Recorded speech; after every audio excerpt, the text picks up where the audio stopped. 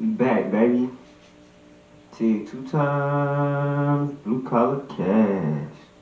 And we finna get into, like I said before, $1 million worth of game. Part 2. Sound kinda low.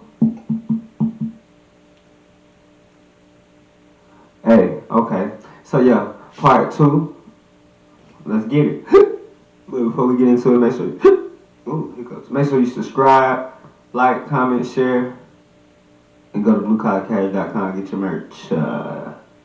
Let's get it. Jada Kiss 106, episode 106, $1 million worth of game.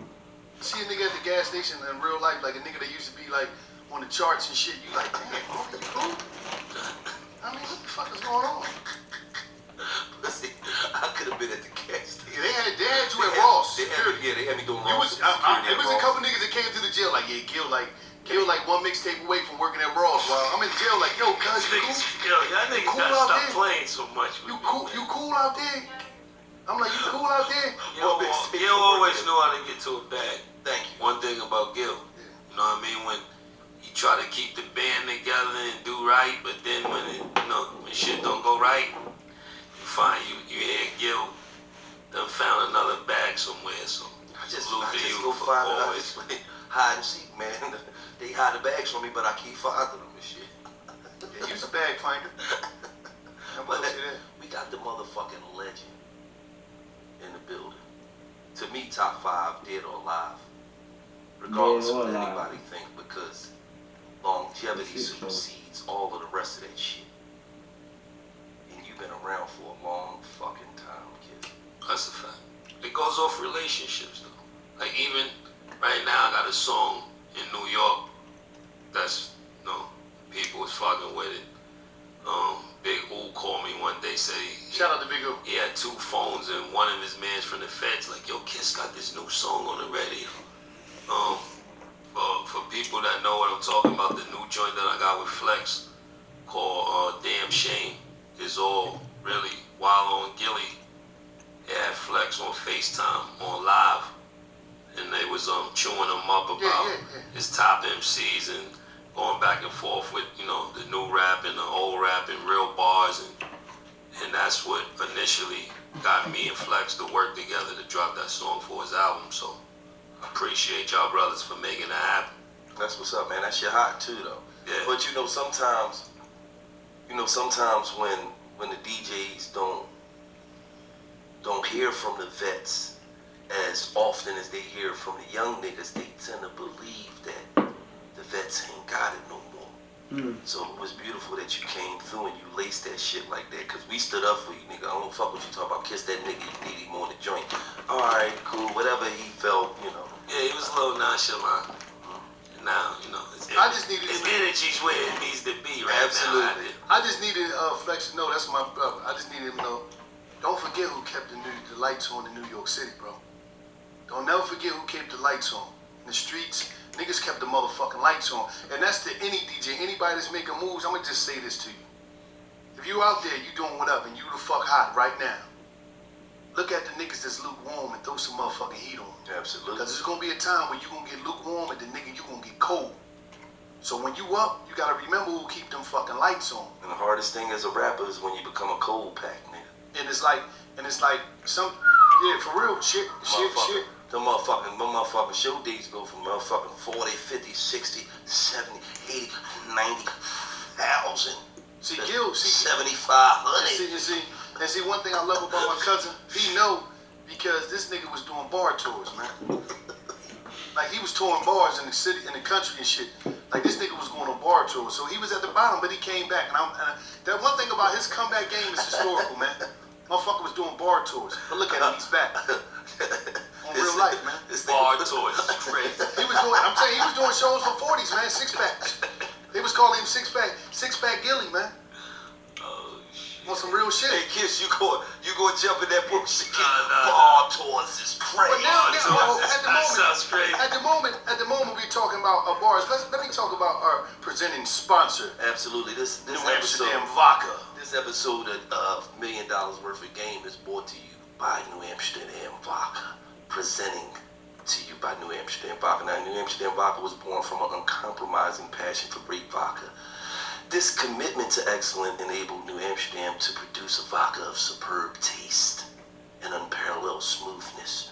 New Amsterdam Vodka is 80 proof vodka distilled 5 times and filtered 3 times for a clean, crisp finish. And you can drink New Amsterdam Vodka with anything. You can drink it straight up. You can drink it on the rocks. You can drink it with any type of juice. You can make the classic New Amsterdam Mule. Yeah. You know, so when you're out and about and you at your local liquor store, make sure you pick up some New Amsterdam vodka. You know, shout out to the New Amsterdam queen too. You know, she called her girlfriends over to the house. They make cocktails and all that kind of stuff. Make sure you pick you some New Amsterdam vodka, the official vodka of Barstool Sports, $1 million worth of game. Now, what was she saying? Right. I was just.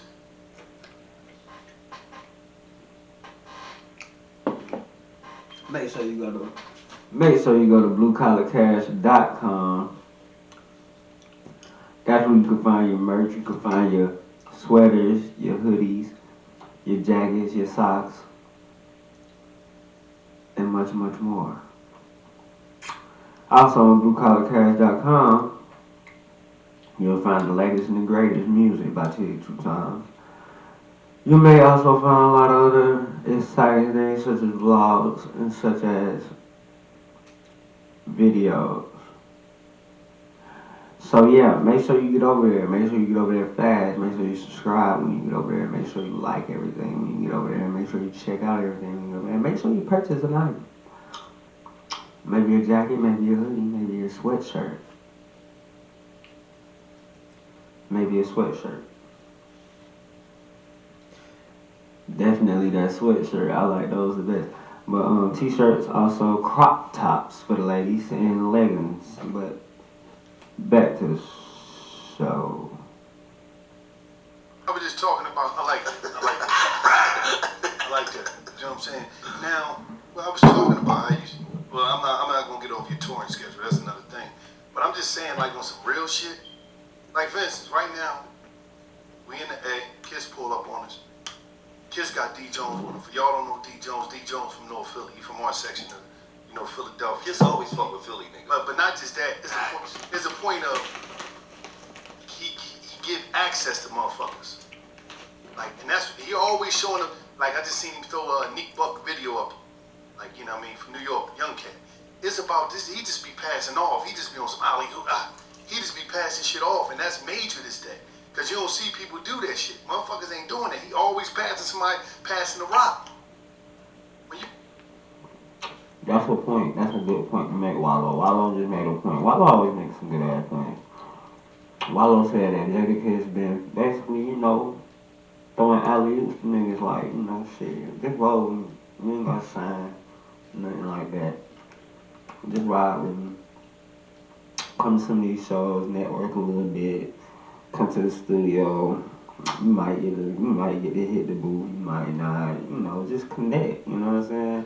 Like shit like that. That shit matter, dog.